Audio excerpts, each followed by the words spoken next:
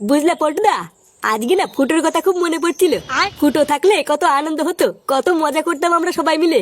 এখন আর ফুটোও নেই, আর সব কেমন যেন ঝিমিয়ে গেছে। ও যে সেই 1 বছর আগে রাগ করে কোথায় চলে গেল, আমাদেরকে তো একবার বলেও গেল না। কোথায় আছে, কেমন আছে, তাও তো জানি না। শোন, যেখানেই থাকুক না কেন, মালটা কিন্তু খুব মস্তিতেই আছে।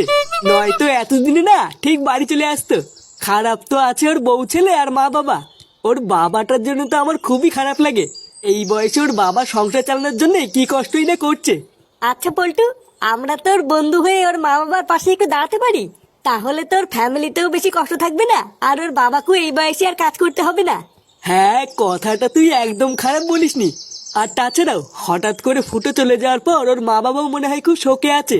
এখন এই সময় আমরা যদি ওর মা বাবার পাশে না দাঁড়াই তাহলে কে দাঁড়াবে? পল্টুদা, চলো আমরা ফুটুদের বাড়িতে গিয়ে ওর মা বাবার খোঁজ নিয়ে আসি।